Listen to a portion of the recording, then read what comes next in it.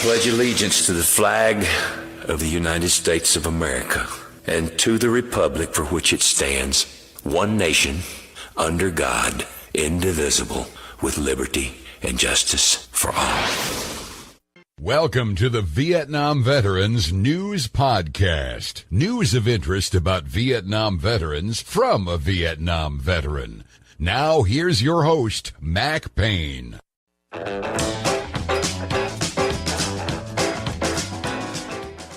Hello, podcast listeners. This is Mac Payne here with episode 3173 of the Vietnam Veteran News Podcast, where we bring you news about the Vietnam War and the brave veterans who served there, as told to you by yours truly, a Vietnam veteran. In this episode, I'm going to take a look at one of the more gritty episodes of that war, specifically the My Lai massacre. It was a terrible thing that happened back in 1968 when a group of American soldiers from the 11th Infantry Brigade, led by Lieutenant William Calley, went into the village of My Lai and apparently outed hundreds of civilians. It was a terrible thing, but it's something that I think we need to take a look at so that hopefully something like that will never happen again. To help us understand it better, I'm going to share with you a piece written by Seymour Hersh titled My Lai and Its Omens that appeared on the Substack website.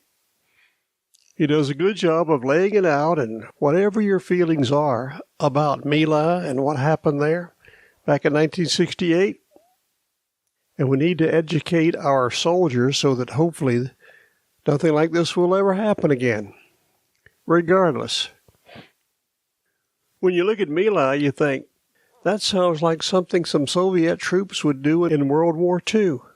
It's been reported that when the Soviets were moving west toward Germany during World War II, when they entered Germany itself, they did some pretty bad things to the civilians who were living in the villages along the way. My Lai ranks right up there with those terrible things the Russians did. I hate to think that American soldiers would sink to some of the same terrible things the communist soldiers did in World War II. That's why I'm going to share the story with you. So without any further ado, let's take a look at it. Dateline Substack website.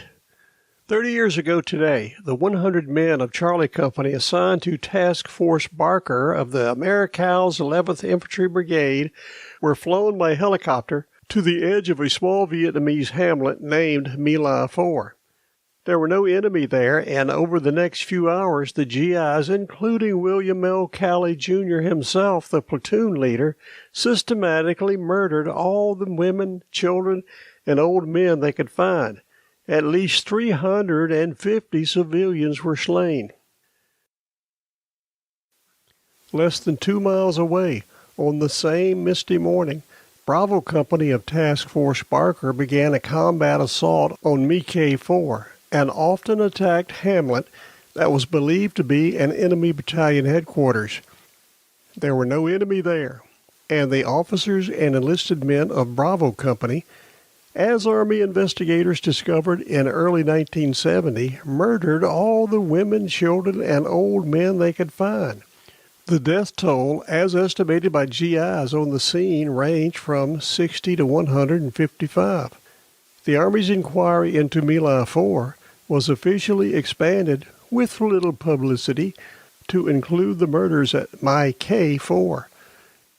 More than 30 members of Bravo Company were compelled to testify in secret before the Peers panel, an investigative team named after its director, Lieutenant General William R. Peers of the Army.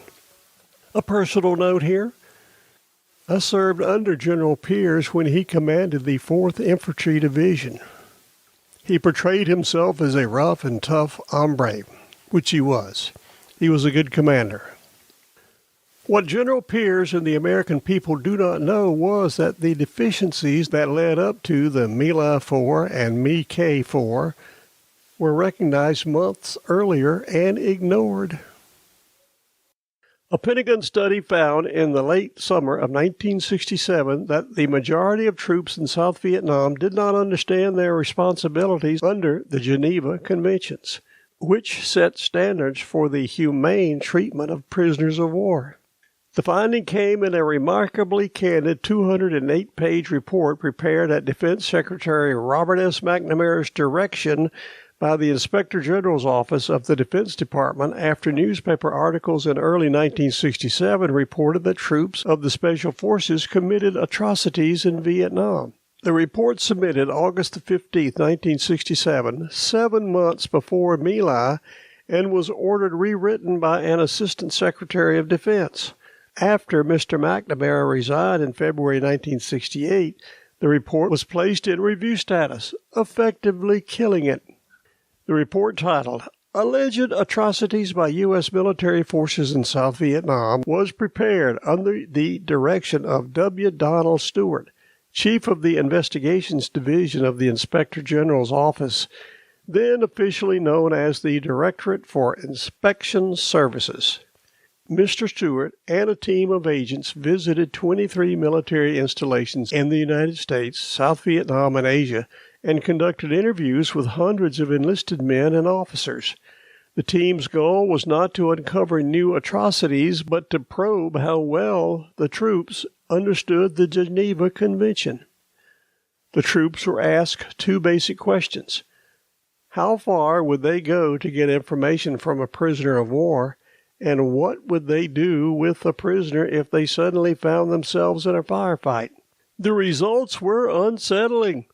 When 179 Marine second lieutenants were asked whether they would mistreat a prisoner to obtain desired information, only 6 indicated they would not. Many said they would kill the prisoners in case of a firefight.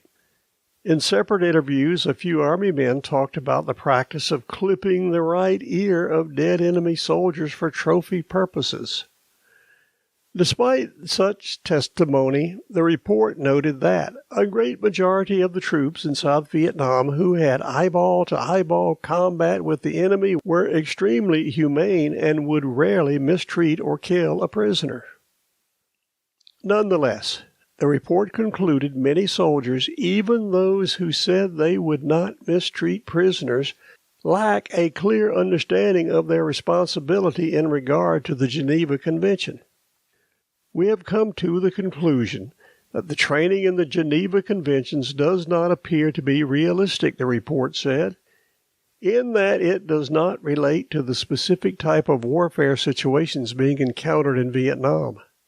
The report found that many military lecturers on the Geneva Convention were poorly informed and that the troops considered such instruction to be of little relevance. In many cases, the report said of the troops, they felt they were at liberty to substitute their own judgments for the clear provisions of the convention. It was found in this investigation that it was primarily the young and inexperienced troops who stated that they would maltreat or kill prisoners, despite having just received instructions on international law. Donald Stewart retired in 1975 after 27 years of government service and began a second career as a private investigator in Florida.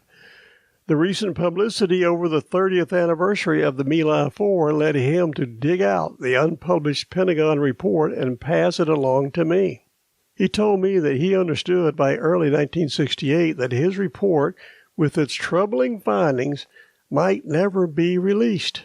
It would not have been good for the political image of the Defense Department or the Lyndon B. Johnson administration, he told me recently. People were sending their 18-year-olds over there, and we did not want them to find out that they were cutting off ears, he said. I came back from South Vietnam thinking that things were out of control. Some of their people in combat had their own sense of rules. I understood Callie, very much so. Mr. Stewart believes that if more attention had been paid to the report, the military commands in South Vietnam might have been compelled to tighten control over their soldiers.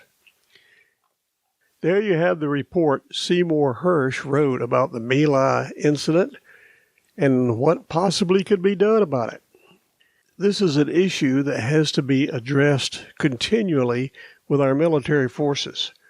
All of our military people, young officers, old officers, enlisted men of all ages, need to be constantly reminded of our duties under the Geneva Convention and also the penalties if we don't follow the Geneva Convention.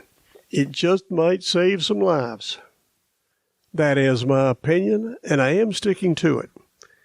This is Mac Payne closing out episode 3173, where I talked about a gritty subject from the Vietnam War, the My Lai massacre. Let's hope we don't have any more of those. Thank you for listening to this episode. You are cordially invited to return again soon and often to listen to more that will be coming your way on this podcast, The Vietnam Veteran News. Again, thank you for listening.